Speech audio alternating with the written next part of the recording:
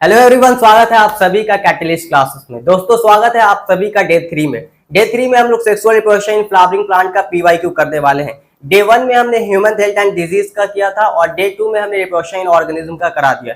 अब हम लोग sexual reproduction in flowering plant का पीवाईक्यू करने वाले हैं, यानी कि पिछले कुछ सालों में जो सवाल sexual reproduction in flowering plant से पूछा गया है आपके एग्जाम में, उन सभी सवालों का एकदम पोस्टमार्टम करने वाले और एनालिसिस करेंगे किस तरह का सवाल हमारे एग्जाम में आता है। तो आइए स्टार्ट करते हैं इस अमेजिंग सेशन को। चैनल पे अगर आप लोग नए हैं तो चैनल को सब्सक्राइब कर दीजिए और वीडियो को भाई शेयर कर दीजिए। Now let's start.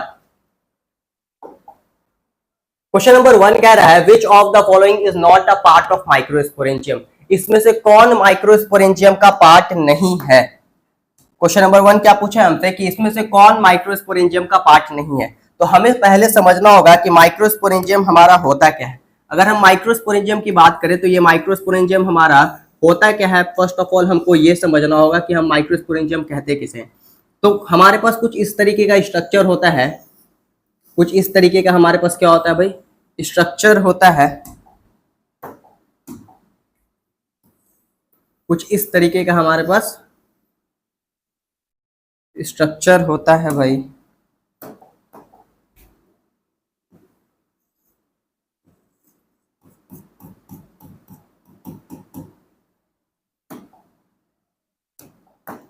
इस पूरे को हम लोग कहते हैं माइक्रोस्पोरेंजिया। इस पूरे को हम लोग क्या कहते हैं, माइक्रोस्पोरेंजिया। इस पूरे को हम लोग क्या कहते हैं, इस पूरे को, ये पूरा आपका कहलाता है माइक्रोस्पोरेंजिया और ये इतना पार्ट जो है आपका कहलाता है माइक्रोस्पोरेंजियम। क्या कहलाता है, ये इतना पार्ट आपका कहलाता है माइक्रोस्पोरेंजियम, स्पोरेंजियम। क्लियर है बात। और इस माइक्रोस्पोरेंजियम में हमारे पास क्या क्या होता है। सबसे बाहर जो हमारे पास लेयर है इसे हम लोग एपिडर्मिस कहते हैं। इसे हम लोग क्या कहते हैं, एपिडर्मिस कहते हैं। उसके अंदर वाले लेयर को हम लोग कहते हैं एंडोथीशियम। एंडोथीशियम। और उसके अंदर वाले लेयर को हम लोग कहते हैं मिडल लेयर। ये मिडल लेयर 1 से 3 हो सकता है। ये मिडल लेयर जो है ये 1 से 3 हो सकता है। और उसके बाद जो आप ये देख रहे ग्रीन कलर का, ये कहलाता है टेपेटम, जो कि इनर मोस्ट लेयर होता है, सबसे अंदर वाला लेयर, जिसे हम लोग क्या कहते हैं, टेपेटम कहते हैं। तो एपिडर्मिस, एंडोथीशियम, मिडल लेयर और टेपेटम, ये सब क्या है, पार्ट्स होते हैं माइक्रोस्पोरेंजियम का। और हमसे सवाल में पूछा है कि बताइए माइक्रोस्पोरेंजियम का पार्ट कौन नहीं है। Which of the following is not a part of microsporangium. Option A में है एंडोथीशियम, ऑप्शन बी में है टेपेटम, ऑप्शन सी में है एपिडर्मिस एंड ऑप्शन डी में है माइक्रोपाइल। तो देखिए अगर एंडोथीशियम की बात करें तो एंडोथीशियम तो हमारा माइक्रोस्पोरेंजियम का पार्ट है। देन उसके बाद अगर बात करें टेपेटम की तो टेपेटम भी माइक्रोस्पोरेंजियम का पार्ट है। उसके अलावा एपिडर्मिस की बात करें तो एपिडर्मिस भी हमारा माइक्रोस्पोरेंजियम का पार्ट है। तो हमारा जो माइक्रोपाइल होता है मेरे भाई लोग, हमारा जो माइक्रोपाइल होता है वो हमारा भाई माइक्रोस्पोरेंजियम का पार्ट नहीं होता है, इसलिए माइक्रोपाइल जो है हमारा राइट आंसर हो जाएगा।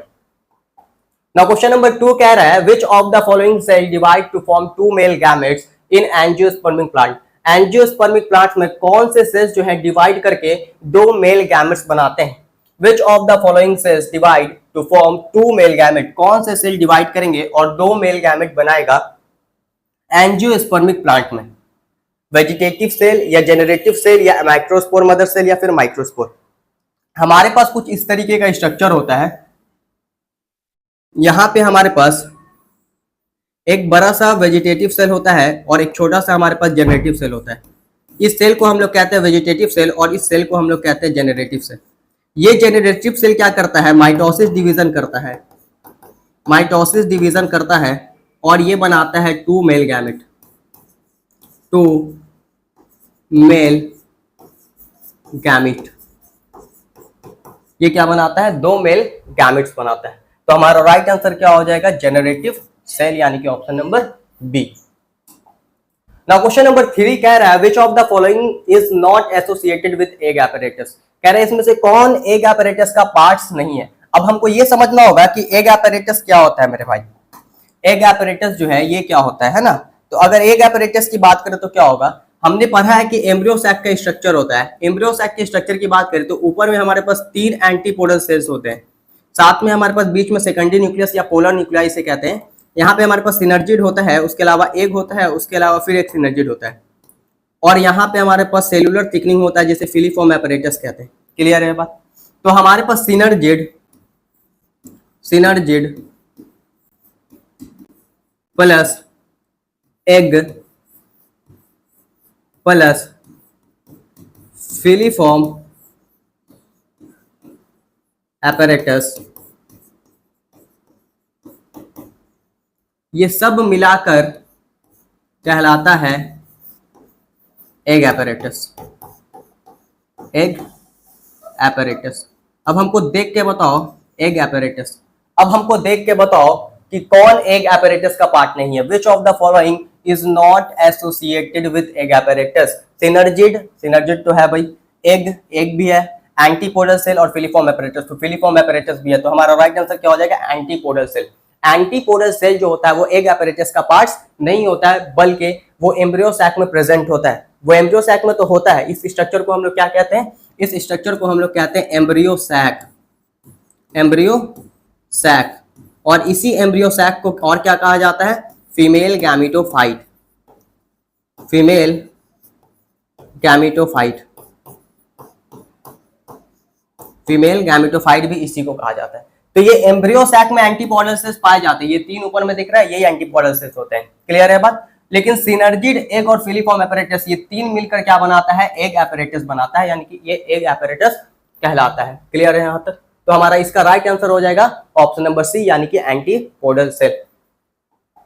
क्वेश्चन नंबर 4 कह रहा है scutellum present in the seed of grass. Scutellum जो प्रेजेंट होता है ग्रास के सीड में वो क्या कहलाता है? एंडोस्पर्म, कॉटिलिडन या सीड कोट या एम्ब्रियोनल एक्सिस। याद रखना मोनोकॉट में जो स्क्यूटेलम होता है और खास के ग्रास में मोनोकॉट, मोनोकॉट का मतलब समझ में आता है? मोनोकॉट का मतलब होता है जिसमें कॉटिलिडन जो हो सिंगल हो, उसको हम लोग क्या कहते हैं भाई? मोनोकॉट कहते हैं। और अगर बात करें डाइकॉट की, तो डाइकॉट क्या होता है? जो हमारा कॉटिलिडन होगा मेरे भाई, कॉटिलिडन वो क्या होगा? 2 होगा, 2 पीस कॉटिलिडन होगा, डाइकॉट कहते हैं। क्लियर है बात? मोनो का मतलब हो गया भाई सिंगल और डाई का मतलब हो गया 2। मोनोकॉट यानी कि कॉटिलिडन जो है सिंगल होगा और डाइकॉट यानी कि कॉटिलिडन जो है 2 होगा। ये एंजियोस्पर्म को, किसको हम लोग? एंजियोस्पर्म को। प्लांट को 5 अलग अलग ग्रुप में बांटा गया है, एल्गी, ब्रायोफाइट, टेरिडोफाइट, जिम्नोस्पर्म और एंजियोस्पर्म। एंजियोस्पर्म को हम लोग मोनोकॉट और डाइकॉट में डिवाइड करते हैं। तो एंजियोस्पर्म को हम लोग क्या करते हैं? एंजियोस्पर्म क्या होता है? Higher plants. एंजियोस्पर्म को हम लोग मोनोकॉट और डाइकॉट में डिवाइड करते हैं। मोनोकॉट उसे कहते हैं जिसमें कॉटिलिडन सिंगल हो, और डाइकॉट उसे कहते हैं जिसमें कॉटिलिडन 2 पीस हो। तो स्क्यूटेलम प्रेजेंट जो होता है सीड ऑफ ग्रास यानी कि मोनोकॉट में, वो क्या कहलाता है? वो कहलाता है आपका कॉटिलिडन। कॉटिलिडन कहलाता है। क्या कहलाता है? कॉटिलिडन कहलाता है। क्लियर है बात? क्वेश्चन 5 कह रहा है which one forms endosperm after fusion with male gamete. इसमें से कौन मेल गैमेट के फ्यूजन के बाद एंडोस्पर्म बनाता है? oospore, एंटीपोडल सेल या सिनर्जिड या फिर सेकेंडरी न्यूक्लियस। आपने जब डबल फर्टिलाइजेशन पढ़ा था तो डबल फर्टिलाइजेशन के समय में पढ़ाया जाता है कि हमारे पास क्या होता है, इस तरीके से एम्ब्रियो सैक में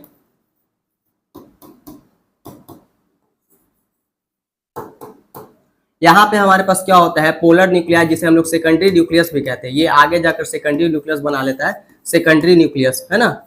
इस सेकेंडरी न्यूक्लियस के साथ क्या होता है? इस सेकेंडरी न्यूक्लियस के साथ हमारा मेल गैमेट फ्यूज करता है। मेल गैमेट क्या करता है? फ्यूज करता है और बनाता है क्या? एंडोस्पर्म। एंडोस्पर्म बनाता है। क्लियर है बात? तो कह रहा है which one form endosperm after fusion with male gamete. तो मेल गैमेट के फ्यूजन के बाद कौन एंडोस्पर्म बना रहा है? oospore, एंटीपोडल या सिनर्जी या फिर सेकेंडरी न्यूक्लियस। तो हमारा राइट आंसर क्या हो जाएगा? Secondary nucleus. अब what is ploidy level of endosperm? पिछले क्लास में बताया था, है ना, पिछले सेशन में बताया था कि ये वेरी वेरी इंपॉर्टेंट है। आपसे बहुत बार पूछा गया है प्लॉइडी लेवल ऑफ एंडोस्पर्म, यानी कि जो एंडोस्पर्म होता है उसका प्लॉइडी लेवल क्या होता है। तो एंडोस्पर्म जो है वो कैसे बनता है? एंडोस्पर्म में हमारे पास जो सेकेंडरी न्यूक्लियस होते हैं वो क्या होता है? सेकेंडरी न्यूक्लियस क्या होता है? 2 पोलर न्यूक्लियाई होते हैं जो कि हैप्लॉइड हॉप्लॉइड होते हैं, और एक मेल गैमेट आता है जो कि खुद हैप्लॉइड होता है। तो 3 हैप्लॉइड आपस में मिलेगा तो ये कितना हो जाएगा भाई? 3n हो जाएगा। क्या हो जाएगा? 3n हो जाएगा। तो हमारा राइट आंसर क्या हो जाएगा? सी, यानी कि 3n। इसी थ्री को हम लोग ट्रिप्लॉइड कहते हैं। क्या कहते हैं? ट्रिप्लॉइड कहते हैं। तो हो सकता है नेक्स्ट ईयर जो सवाल है उसमें ट्रिप्लॉइड लिखा हो, है ना। नेक्स्ट ईयर में क्या हो, नेक्स्ट ईयर जो सवाल है वहां पे लिखा हो सकता है आपका ट्रिप्लॉइड, और पूछे कि बताओ एंडोस्पर्म का प्लॉइडी क्या होता है, हैप्लॉइड, डिप्लॉइड या ट्रिप्लॉइड, तो हम क्या लगाएंगे? ट्रिप्लॉइड यानी कि 3n। क्वेश्चन 7 कह रहा है thalamus is edible part in which of the following. Thalamus जो है वो एडिबल पार्ट किसमें होता है? एनोना, एप्पल या ऑरेंज या फिर सभी में। अब समझोगे, थैलेमस जो है जब हमारे पास फॉल्स फूट जो होता है, फॉल्स फूट के डेवलपमेंट में कंट्रीब्यूट करता है थैलेमस, है ना। फॉल्स फ्रूट के डेवलपमेंट में दो तरह का फ्रूट होता है, एक ट्रू फ्रूट, एक फॉल्स फ्रूट। अगर डेवलपमेंट सिर्फ और सिर्फ ओवरी से होता है तब उसे हम लोग कहते हैं ट्रू फ्रूट, और अगर डेवलपमेंट अदर देन ओवरी होता है जिसमें थैलेमस भी कंट्रीब्यूट कर जाए तब उसे हम लोग कहते हैं फॉल्स फ्रूट। तो हमारे पास जो थैलेमस है वो एडिबल पार्ट किसमें होता है? वो एडिबल पार्ट होता है हमारे एप्पल में, because apple is a false fruit. Question number 8 कह रहा है the wall of pollen grain is. जो वॉल होता है पॉलन ग्रेन का वो कैसा होता है? एकदम बेसिक क्वेश्चन पूछा है कि वॉल ऑफ पॉलन ग्रेन जो है वो कैसा होता है, सिंगल लेयर होता है, डबल लेयर होता है, ट्रिपल होता है या मल्टी लेयर होता है। तो अगर पॉलन ग्रेन के स्ट्रक्चर बताएं तो कुछ इस तरीके का हमारे पास स्ट्रक्चर होता है।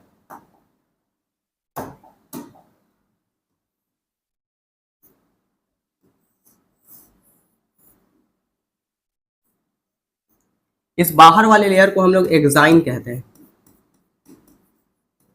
क्लियर है बात? जो कि बना होता है स्पोरोपॉलिनीन का, स्पोरोपॉलिनीन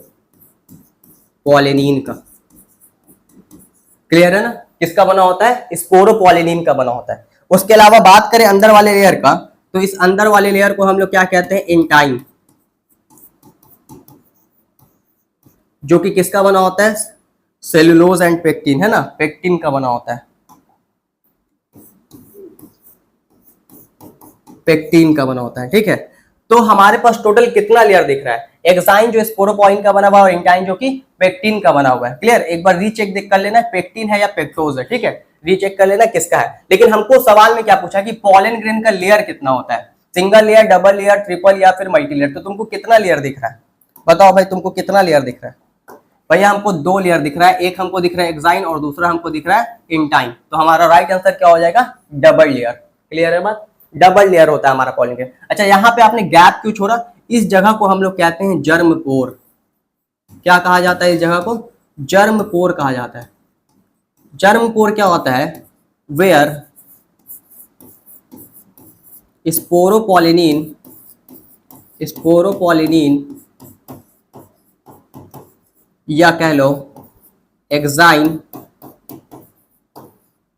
एब्सेंट होता है। क्लियर है बात?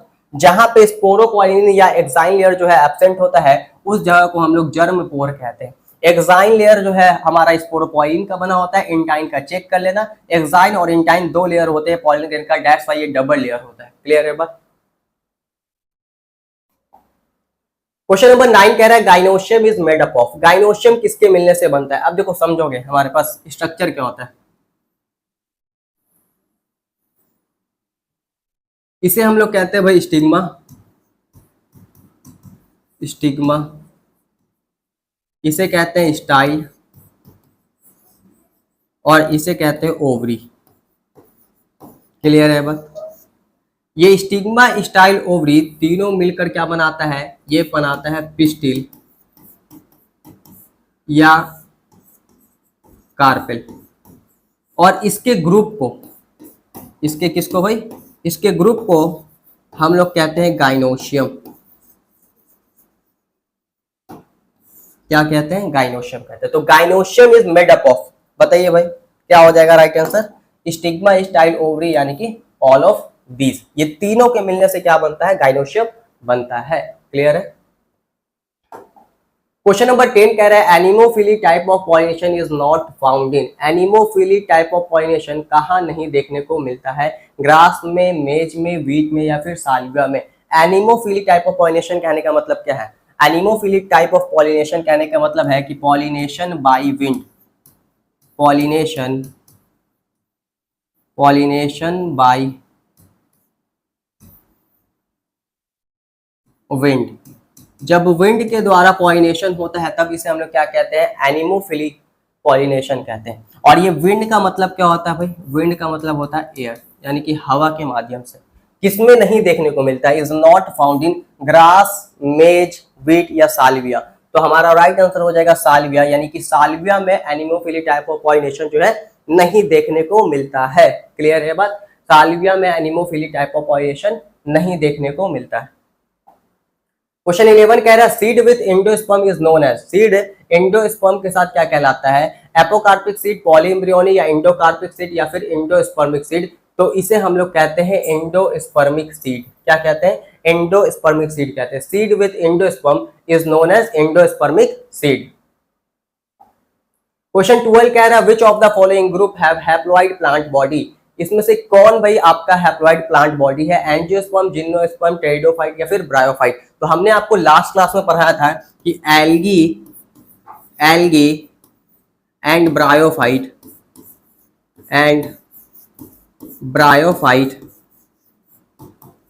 होते हैं हैप्लॉइड और बाकी बचे होते हैं डिप्लॉइड, यानी कि टेरिडोफाइट, जिम्नोस्पर्म और एंजियोस्पर्म क्या होते हैं, डिप्लॉइड होते हैं। तो हमारा राइट आंसर हो जाएगा ब्रायोफाइट। स्पेलिंग यहाँ पे सही कर लो, ब्रायोफाइट का स्पेलिंग गलत लिखा हुआ है, ब्रायोफाइट। ठीक है, ब्रायोफाइट जो है हमारा क्या हो जाएगा, राइट आंसर हो जाएगा। क्वेश्चन 13 कह रहा है the term pistillate is used for, ये जो शब्द है पिस्टिलेट, ये क्वेश्चन पिछले क्लास में भी था कि जो शब्द है पिस्टिलेट इसका इस्तेमाल किस लिए किया जाता है। तो भाई हमने बताया था कि इसका इस्तेमाल किया जाता है यूनिसेक्सुअल फीमेल फ्लावर के लिए, फीमेल फ्लावर के लिए, क्योंकि पिस्टिल जो है वो क्या होता है, फीमेल रिप्रोडक्टिव पार्ट्स होता है फ्लावर का। That's why unisexual female flower को हम लोग क्या कहते हैं, पिस्टिलेट कहते हैं, और यूनिसेक्सुअल मेल फ्लावर को हम लोग कहते हैं स्टैमिनेट। बिकॉज यहाँ पे हमारे पास क्या प्रेजेंट होता है, स्टेमेन, और स्टेमेन क्या होता है, male reproductive parts of flower. Clear है बात, male reproductive parts of flower. Next है what is the formed from megaspore mother cell, megaspore mother cell से क्या बनता है, तुमसे तुम बने तो मेगास्पोर मदर सेल से क्या बनेगा, है ना, तुम्हारी अम्मी ने तुमको बनाया तो मेगास्पोर मदर सेल किसको बनाएगा, मेगास्पोर को। अगर माइक्रोस्पोर मदर सेल रहता तो किसको बनाता, माइक्रोस्पोर को। क्लियर है बात, तो मेगास्पोर मदर सेल से क्या बनता है, मेगास्पोर बनता है। क्या बनता है भाई, मेगास्पोर बनता है, और इस प्रोसेस को हम लोग कहते हैं मेगास्पोरोजेनेसिस। क्या कहते हैं, मेगास्पोरोजेनेसिस कहते हैं। लिख देते हैं भाई, इस प्रोसेस को हम लोग क्या कहते हैं, मेगास्पोरोजेनेसिस कहते हैं, मेगास्पोरोजेनेसिस कहते हैं। क्लियर है बात, तो मेगास्पोर मदर सेल से मेगास्पोर का बनना क्या कहलाता है, मेगास्पोरोजेनेसिस कहलाता है। हमारा राइट आंसर क्या हो जाएगा, हमारा राइट आंसर हो जाएगा option number A. Thank you बच्चों, मिलते हैं नेक्स्ट सेशन में। अगर सेशन अच्छा लगा हो तो भाई शेयर करना है, और ज्यादा से ज्यादा हो सके सब्सक्राइब करना है, चैनल को लाइक करना है, दोस्तों में शेयर करना है। थैंक यू, धन्यवाद।